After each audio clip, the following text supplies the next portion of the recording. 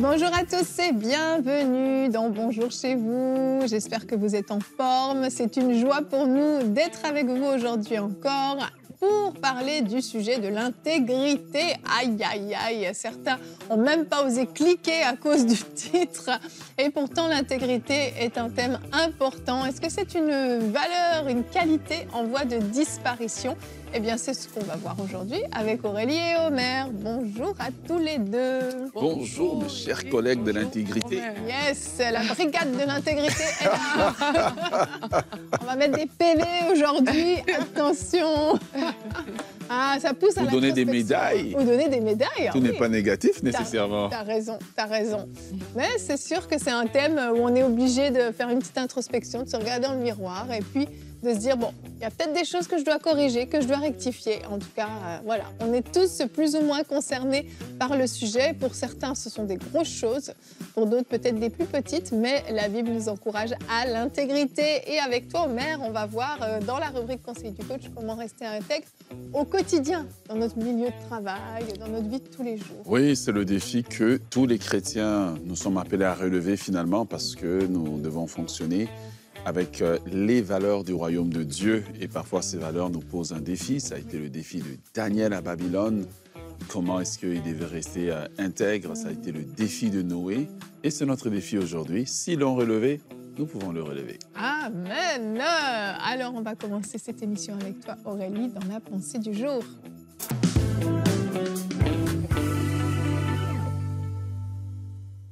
Lorsqu'on parle d'intégrité, de quoi parle-t-on au juste?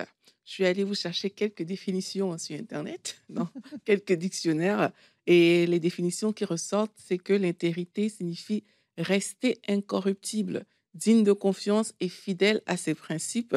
C'est aussi le caractère d'une personne honnête et impartiale qui pratique la justice de manière rigoureuse et qui est d'une probité sans faille.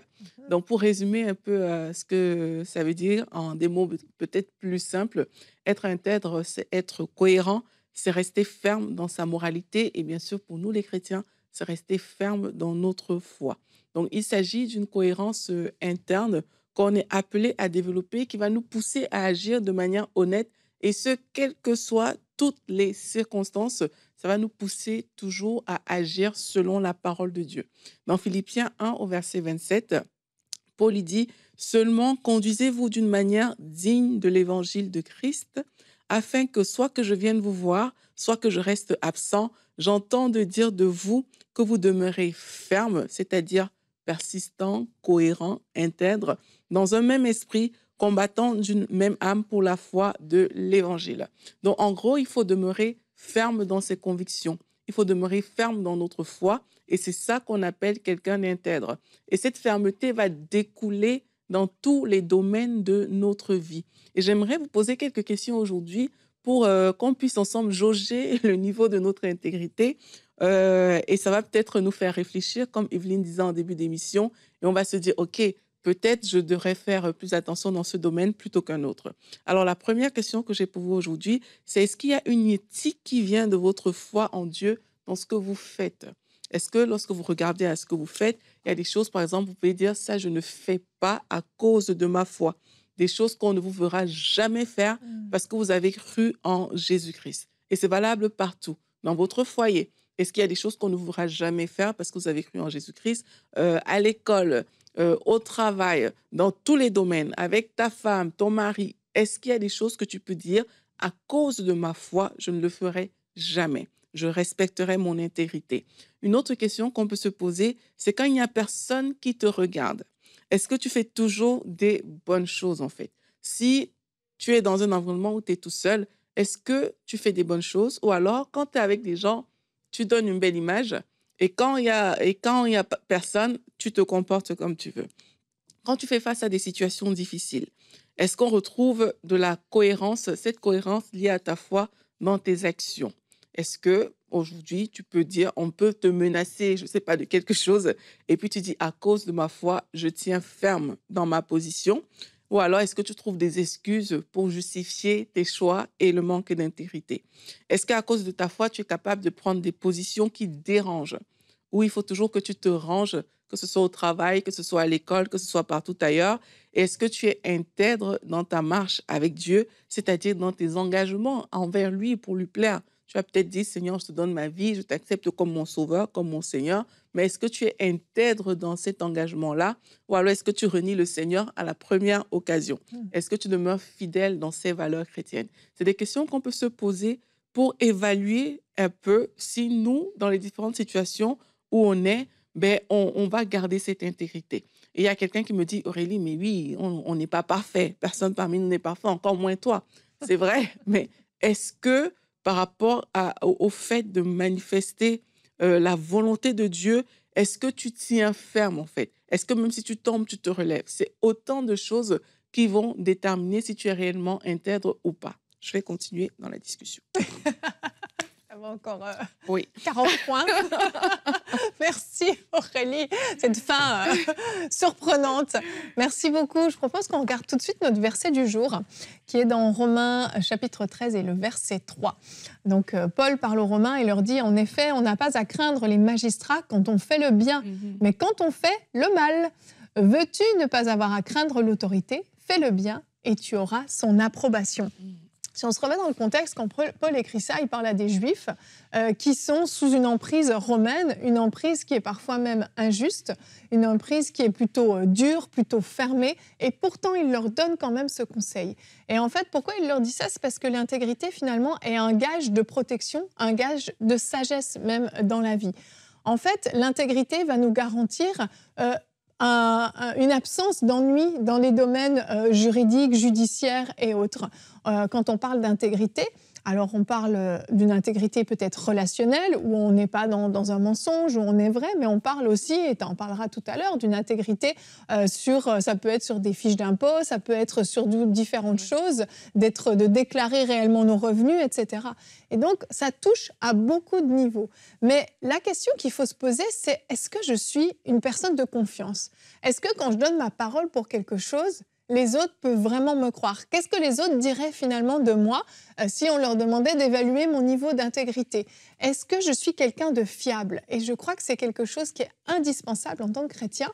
La Bible nous dit que notre oui soit oui, que notre non soit non. Et même la Bible dit ne t'écarte ni à gauche ni à droite. Effectivement. Et là, il y a le Proverbe 10, verset 9 qui dit « Celui qui marche dans l'intégrité marche avec assurance, mais celui qui prend des voies tortueuses sera découvert. » J'ai envie de dire à quelqu'un que tôt ou tard, ça se sera. En fait, ça se saura.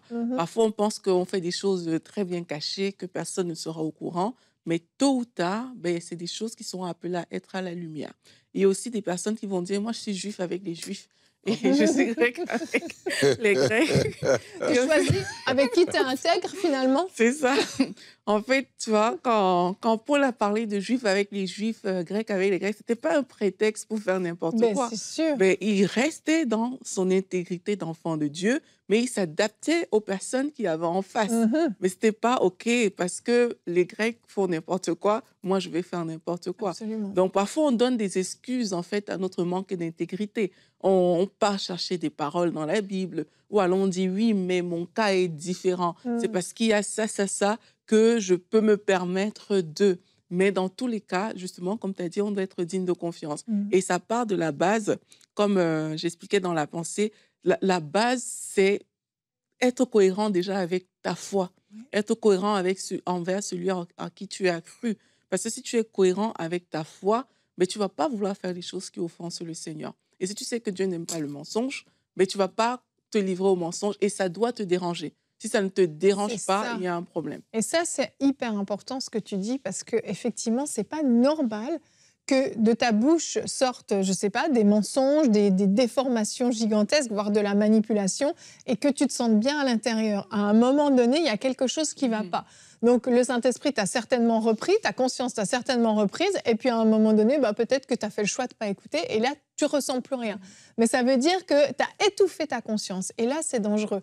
Je pense vraiment qu'il y a un problème d'intégrité chez beaucoup de personnes, et qu'il faut augmenter le niveau. Il y a des choses qu'on tolère dans nos vies qui ne sont juste pas tolérables, en fait. Et n'oublions pas que Dieu nous voit quand on est en public, mais Dieu nous voit quand on est seul chez nous aussi. Dieu nous voit même de l'intérieur et Dieu sonde notre cœur. Et il sait exactement à quel point ce qu'on dit est le reflet de ce qu'on pense. Et je crois qu'il est temps de rétablir un petit peu les choses et de remettre l'intégrité au cœur de la vie des chrétiens. En fait, lorsqu'on parle d'intégrité, on pense toujours que c'est ce que je fais, mais parfois aussi, l'intégrité va jusqu'à ce que je tolère. Ça veut dire que je suis avec quelqu'un, je sais que cette personne est en train de mentir et je ne fais rien pour corriger l'information. Je suis avec quelqu'un, cette personne, je sais qu'elle est en train d'amplifier les faits, mais je ne veux pas parce que je ne veux pas perdre la relation, je ne veux pas mal paraître. Donc je laisse faire. Mais c'est ça, et on le verra tout à l'heure dans la rubrique que je vais faire, que l'intégrité, elle a un prix. L'intégrité de Daniel, ça lui a coûté. Et beaucoup de gens sont en fait, ils ont comme une passivité comme ça pour dire que si ce n'est pas moi qui l'a fait, si ce n'est pas moi qui l'a dit, ben, c'est que je ne suis pas impliqué dedans. Mais en fait, oui, vous l'êtes impliqué. C'est ce que la Bible nous parle dans le Deutéronome, du faux témoin, en fait. Tu étais là, tu l'as vu, mais tu sais que ça, c'est amplifié comme fait. Ça, ce n'est pas vrai, ce n'est pas comme ça que ça s'est passé, mais tu te laisses emporter parce que tu veux continuer à faire partie de cette clique de personnes qui s'en vont dans une certaine direction. Tu ne veux pas perdre la face. Malheureusement, pour avancer avec Dieu, parfois, il va falloir perdre la face devant les hommes pour gagner la face de Dieu. Oui, et puis faisons aussi attention aux demi-vérités. Parce que je pense que quand on parle d'intégrité, parfois c'est facile de dire des choses c'est vrai un peu, quoi, tu vois. Ou alors c'est vrai, mais on fait exprès de ne pas dire la partie Il y a qui... un livre que je lis à mes enfants, la conclusion, c'est Francis Chan qui l'a écrit, c'est un livre pour enfants qui dit qu'une demi-vérité, c'est un mensonge tout entier. Voilà. Tu peux continuer. Et c'est souvent, c'est qu'on ne réalise pas que c'est un mensonge. Parce qu'on a bien mis le cadre d'une partie de l'information qui est vraie et l'autre partie, on l'occulte de façon consciente. Donc, on doit aussi faire attention à ça. Et moi, je pense que les petits mensonges, là, pour s'excuser, se justifier, c'est des choses qui sortent tout seuls. Parfois, je te dis, ah mais non, mais le policier, il t'arrête en rue, j'ai pas fait exprès, il y a telle chose, il y a tout. Voilà, c'est comme ça sort quasiment tout seul. Et c'est là où, comme tu disais, il faut qu'on soit en mesure d'augmenter notre sanctification personnelle. Il faut qu'on apprenne à mettre le doigt sur cette chose-là et dire, non, ça, c'est pas bon, ça, c'est une demi-vérité. Ça, c'est carrément un mensonge. Et il y a des choses vraiment très spontanées qui sortent de nous, mais c'est faux. C'est des mensonges et il faut les identifier et décider d'arrêter ça. En fait. Et rectifier la vérité. Si c'est sorti tout seul, va revoir la personne, dis-lui, en fait, j'ai parlé trop vite, c'est pas réellement c'est pas réellement vrai ce que je t'ai dit. On rectifie. Il y a un troisième niveau, souvent, peut-être qu'on ne va pas faire attention, c'est que je dis une chose qui est vraie, mais l'intention n'est pas intègre. Voilà. Vous voyez, je veux dire une chose, c'est vraiment ça. Mais en fait, Dieu ne sonde pas seulement ce qu'on dit, Dieu sonde aussi l'intention. Parce que si j'ai dit la chose, elle est vraie, mais dans l'intention de nuire ou de manipuler, ben, je ne suis pas intègre. Donc, on voit que l'intégrité, ce n'est pas seulement je dis la vérité, je me tiens sur des principes, c'est aussi dans les intentions. C'est pour ça que la Bible dit que ben, Dieu sonde les reins. T'as perdu le verset. Ils sondent les cœurs, et les reins. Parce que Dieu veut voir dans l'intention. Et parfois, je veux dire une chose. Par exemple, je veux donner un sujet de prière. Nous allons prier pour tel frère vraiment qui passe par des moments difficiles. Le sujet, il est bon. Mais l'intention que j'ai donnée, est-ce que c'était l'intention vraiment qu'on prie ou qu'on sache qu'il passe par des moments difficiles? Que pour une fois, ça va mal dans sa vie. Et donc, Dieu va au-delà de seulement l'apparence, mais Dieu va regarder aussi l'intention avec laquelle on fait les choses, l'intention avec laquelle on dit les choses. Et je crois que la plupart d'entre nous, parfois, nous échouons dans le domaine de l'intention. Oui, ce qu'on a dit est vrai, mais l'intention derrière, c'était l'intention de nuire ou de faire mal paraître l'autre. T'as raison. T'as raison. Waouh, l'intégrité, c'est profond comme thématique. Je suis sûre que vous ne vous y attendiez pas. Et ce n'est pas terminé. On va continuer. On va voir dans notre quotidien, la vie de tous les jours, comment demeurer intègre dans la rubrique Conseil du coach.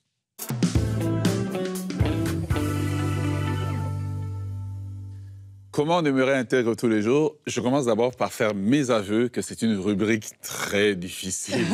Très difficile parce que nous sommes humains, nous vivons dans un monde déchu et que c'est pas facile. Fait que je veux déjà mettre la table, mais c'est pas parce que ce n'est pas facile que Dieu ne nous demande pas d'essayer au moins et de prendre l'habitude de le faire. Lorsque Proverbe, Proverbe 11, verset 3 nous dit « L'intégrité de l'homme droit, des hommes droits les guide, mais les détours des perfides causent leur ruine. » Lorsque on n'est pas intègre, ce qui se passe, c'est que pendant un temps, on aura l'impression qu'on est en train de gagner et puis d'avancer. C'est comme un peu la fable de lièvre et la tortue. Mais il va arriver un temps où tous les gains qu'on aura faits seront renversés. L'intégrité marche lentement, mais l'intégrité a une résilience au temps, aux circonstances, qui fait qu'elle triomphe toujours.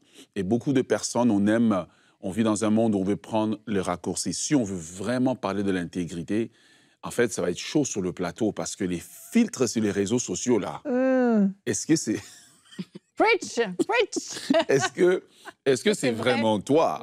Tu as mis ton statut, le trillionnaire. Est-ce que tu es vraiment trillionnaire? Voyez, et donc, on se rend compte, en fait, c'est que on vit dans un tissu de beaucoup de choses qui ne sont pas vraies. On vit dans un monde, en fait, qui a défait, en fait, la notion de l'intégrité. Et on ne se présente plus tel qu'on est. Quand on est dans le ministère, on veut grossir pour se faire paraître plus grand qu'on est, au lieu de paraître tout simplement, humblement, tel qu'on est. Écoutez, j'ai 20 personnes à ma réunion et puis je bénis Dieu pour ça. Mais Dieu nous demande d'être intègre, de faire l'effort de marcher dans l'intégrité. Et Dieu s'attend à nous. Quand Dieu parle à Noé, Dieu dit à Noé, marche devant moi et sois intègre. Quand Dieu nous demande quelque chose, c'est parce que par l'exercice de cette chose, à force de l'essayer, c'est possible de devenir des personnes intègres. Alors, le rôle de l'intégrité dans notre vie, premièrement, elle nous aide dans notre relation avec Dieu.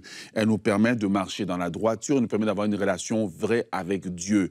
Pour voir plus de la gloire de Dieu, nous devons nous efforcer, d'avoir au moins l'intention de marcher dans l'intégrité. Deuxièmement, elle nous permet de bâtir des relations saines. Pourquoi? Parce que c'est difficile de bâtir des relations saines avec les gens lorsque on a 30, 40%, 50% des choses qui ne sont pas vraies, des choses qu'on ne dit pas la vérité. L'intégrité permet de bâtir des relations vraies, des relations stables. Elle nous permet, avec le temps, d'avoir un succès durable. Daniel a eu du succès non seulement parce qu'il travaillait fort à Babylone, mais aussi parce qu'il était intègre. Il n'était pas prêt à se corrompre. Alors, l'intégrité, en fait, elle est nécessaire. Pourquoi? Elle nous protège de la corruption. Au départ, quand nous sommes nous tenons à notre intégrité, les gens vont réagir autour de nous, mais à un moment donné, ils sauront que lui, ça ne passera jamais chez lui. Vous aurez beau essayer, il est prêt à tout perdre, mais il ne vendra pas son intégrité. Alors, c'est très important pour qu'on puisse comprendre que l'intégrité va nous protéger. En fait, elle nous protège. Elle est une barrière qui nous protège, qui font que certaines sollicitations ne nous sont même plus faites. Elle nous permet aussi d'avoir la paix intérieure en ayant une bonne conscience. Beaucoup de gens ont une mauvaise conscience. Oui, tu as gagné le conflit, mais tu sais que tu as dû arrondir le coin. Tu as gagné le contrat, mais tu sais que tu as dû arrondir les coins. L'intégrité nous permet d'avoir une paix, une conscience. Nous pouvons dormir en paix en sachant que nous avons fait tout ce qui était dans notre pouvoir pour être clair, pour être transparent. Elle nous permet d'attirer la bénédiction de Dieu dans notre vie. Toutes les bénédictions ne viennent pas seulement par le jeûne, la prière, chasser les démons, abattre les autels, etc. Non, elles viennent aussi parce que nous sommes intègres, que nous marchons droit et que nous faisons tout notre effort pour marcher droit selon les principes du royaume de Dieu. Ce qui nous régit, ce sont les principes du royaume de Dieu. Et elle nous permet d'avoir une vie stable et une vie durable. C'est ce qu'on voit chez Daniel, c'est ce qu'on voit chez Joseph. Et parfois, quand nous sommes intègres, oui, on va être accusé comme la femme de Potiphar et elle sort avec il semble qu'elle a toutes les preuves et l'accusation, elle tient. mais l'intégrité va propulser Joseph sur le trône. Alors, j'aimerais vraiment vous encourager. Lorsque nous sommes intègres, évidemment, il y a certains défis que nous allons rencontrer. La tentation, oui, du gain facile, parce qu'à un moment donné, on va nous offrir, on dit, regarde, signe comme ça, et puis tu vas avoir tel marché. Et on est humain, on a des besoins qu'on veut satisfaire, etc. Donc, c'est toujours qu'on doit toujours se dire, écoute, je ne suis pas intègre parce qu'on me voit, je suis intègre parce que je connais Dieu. Et ça marque toute la différence. C'est ce que Joseph a dit à la femme de Potiphar. Il a dit, mais mon maître m'a donné accès à tout. Il dit, je crains Dieu. Quand Dieu devient la fondation de notre intégrité, alors on n'a plus besoin de regarder à ce que les hommes sont en train de faire, qui nous regarde ou qui ne nous regarde pas. Et malheureusement, Proverbe 13, 11 nous dit, les biens mal acquis ne profitent jamais. On a eu des gens qui ont eu des biens par manque d'intégrité, c'était même des frères dans la foi, et puis du jour au lendemain, c'est comme si un jugement s'est juste abattu, ils ont tout perdu. 2, l'intégrité est un défi parce qu'on sait que quand on est intègre, parfois nous aurons des conséquences liées à l'intégrité. Et c'est pour cela que parfois, personne ne veut se sentir puni, personne ne veut se sentir écarté, mis de côté d'un groupe auquel on appartient. C'est pour cela que parfois, les gens ils vont céder parce qu'on est sous pression. On est sous pression des gens autour de nous, des personnes autour de nous. Daniel, à un moment donné, on lui dit, courbe-toi devant la statue que le roi a fait, Shadrach, Meshach, Abednego. On leur dit, si jamais vous ne vous prosternez pas, quand la trompette va faire, vous serez jetés dans une fournaise ardente. Donc là, on comprend que c'est le défi de l'intégrité, c'est que parfois, il y a des conséquences liées à notre intégrité. Oui. La question, c'est est-ce que je suis intègre à cause des hommes ou je suis intègre à cause de Dieu? Quelle est la place que Dieu occupe dans ma vie? C'est ça qui va déterminer le choix que je veux faire. Dernier défi, le troisième défi de l'intégrité, c'est l'influence de la société. Nous vivons dans une société du conformisme. Ça veut dire qu'il faut tout faire comme tout le monde. Si tout le monde est d'accord avec telle valeur, même si ça ne fait absolument pas de sens, nous devons tous voter « oui, je le veux ». Mais la Bible nous dit dans Romains 12, 2, « Ne vous conformez pas au siècle présent ». Il ne faut pas appeler bien ce qui est mal parce que cela est populaire. Non, il faut appeler mal ce qui est mal parce que Dieu l'appelle mal. C'est le point de vue de Dieu sur la chose qui compte. Pourquoi? Parce qu'on vit dans une société où les choses vont juste évoluer. Alors maintenant, je viens au cœur de la chose, comment rester intègre au quotidien? Le défi de l'intégrité. Numéro 1, comme je l'ai dit au début, c'est la crainte de Dieu. Dieu doit être la première valeur, la valeur qui est au-dessus de tout, la personne qui est au-dessus de tout. Proverbe 3, 6 nous dit de le reconnaître dans toutes nos voies. La Bible nous dit aussi que la crainte de Dieu est le commencement de la sagesse. Donc, je crains d'abord pas parce que je serai attrapé, mais parce que je crains Dieu. Je vois Dieu dans tout ce que je fais. Deuxièmement, comment être intègre au quotidien, c'est s'efforcer à être honnête en toutes circonstances. Éphésiens 4, 25 nous dit « Rejetez le mensonge et que chacun parle selon la vérité ». Vous voyez? Et ce qu'on ne comprend pas avec le mensonge, c'est que le mensonge, c'est comme de l'argent qu'on a mis dans un compte de banque. Le mensonge a des effets cumulés. Et il accumule comme des intérêts comme ça, et puis il vient un temps où notre mensonge, en fait, finissent par nous rattraper. Et souvent, le mensonge, quand il nous rattrape, c'est dans des mauvaises circonstances. Numéro 3, respecter ses engagements. La Bible nous dit, dans Psaume chapitre 15, le verset 4, « Celui qui jure à son préjudice ne se rétracte point ». Combien de fois les gens donnent la parole et la retirent?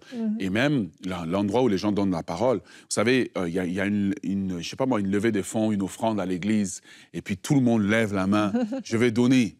Il y a une levée pour les partenaires à EMCI, je vais. Et puis après ça, silence radio. Même pas de dire, écoute, j'ai croisé les circonstances adverses qui ne me permettent pas de garder la parole. C'est très important de faire l'effort de garder la parole. Comment être intègre au quotidien? c'est être fidèle dans les petites choses. Luc chapitre 16, le verset 10 nous dit, « Celui qui est fidèle dans les petites choses l'est aussi dans les grandes ». Si on apprend à être fidèle, à être intègre, quand on est tout seul devant l'ordinateur, quand on est dans un coin où personne ne nous voit, dans des toutes petites choses, même dans le temps, je suis arrivé en retard dans un rendez-vous, au lieu de dire l'autobus n'était pas arrivé à l'heure, de dire écoute, je m'excuse, je me suis vraiment levé tard. J'ai eu du mal à gérer mon temps. En développant un langage comme ça, on va déjà l'être. C'est dans les petites choses, en fait, au lieu d'attaquer directement les grandes choses, commencez votre exercice d'intégrité par les petites choses. Numéro 5, résister à la pression extérieure. Développer l'art de simplement dire « malheureusement, je ne pourrai pas ». Pourquoi? C'est contre mes valeurs. Généralement, quand vous dites ça, les gens vont le respecter immédiatement. Numéro 6, demandez à Dieu la sagesse et le discernement. Seigneur, dans cette situation, aide-moi. Aide-moi. Comment je dois répondre à cette chose? Parce que cette question-là, elle est compliquée. Je ne vois pas comment je peux l'attaquer sans choquer les personnes, sans les heurter. Demandez à Dieu la sagesse et le discernement dans votre langage. Jacques 1, verset 5 nous dit, « Si quelqu'un manque de sagesse, qu'il la demande à Dieu, et que Dieu la lui donnera. » Et termine finalement, numéro 7, ce qu'on n'aime pas. Et je marque un moment de silence. Accepter de subir les conséquences de son intégrité. Malheureusement, il va arriver des situations où il y a des conséquences et il faut accepter. Et quand nous acceptons, notre intégrité monte comme un parfum de bonne odeur devant Dieu et Dieu finit toujours par nous récompenser. Nous le voyons dans le cas de Noé, Abraham, Daniel, etc. Donc la Bible est pleine d'exemples de gens qui ont été intègres et Dieu les a récompensés. Donc que Dieu nous aide tous, et puis je dis nous, nous tous, à faire l'effort de marcher dans l'intégrité. Rappelez-vous, pour faire un voyage de 10 000 km, il faut commencer par le premier pas. Et le premier pas sur un voyage de 10 000 km, c'est parfois comme un tout petit pas. Le petit pas que vous faites aujourd'hui dans la direction de l'intégrité vous permettra d'enchaîner un autre pas. Et je prie qu'à chaque pas que vous faites, que la bénédiction de Dieu vienne et soit votre partage. Amen. Merci beaucoup, Omer. Et en terminant cette émission, j'aimerais vous lire simplement un commentaire d'un partenaire. Il s'agit de Christophe de la Martinique qui nous a laissé un petit mot à l'intention de Bonjour chez vous. Et Christophe donc, nous remercie pour EMCI TV parce qu'il dit que ce programme a radicalement changé sa vie. Il a été baptisé du Saint-Esprit en regardant une des émissions de Bonjour chez vous. Il dit après seulement quelques minutes de diffusion, j'ai pleuré bien que le sujet ne s'y prêtait pas du tout. C'est une œuvre inspirée et bénie. Les enseignements sont d'une richesse extraordinaire. Dieu a choisi des hommes et des femmes d'une simplicité exemplaire qui partagent l'Évangile avec la même simplicité et une grande humilité. Les personnalités complémentaires rappellent ce qu'est le corps de Christ, plusieurs membres au service d'un même corps. On remercie beaucoup Christophe pour ce beau commentaire. Et je crois que des émissions comme celle-ci, qui ont des thèmes peut-être qui sont un peu moins alléchants, un peu moins attirants, mais qui peuvent vraiment faire la différence dans la vie de ceux qui la suivent, c'est aussi ça qui fait Bonjour chez vous. On va choisir des thèmes qui vont à la fois vous attirer, mais des thèmes aussi qui sont nécessaires de traiter et qu'on estime important de pouvoir vous partager. Alors, je prie que vous puissiez recevoir cet enseignement qui a été partagé aujourd'hui et que ça porte du fruit et du fruit durable dans vos vies. Alors, demain, on se retrouve pour terminer la semaine. On va parler des pensées, ce qu'il faut filtrer. On va voir comment lutter contre une pensée qui nous domine, voire une oppression. On prendra le temps également de prier pour vous. Alors, merci d'avoir été avec nous et bonjour chez vous.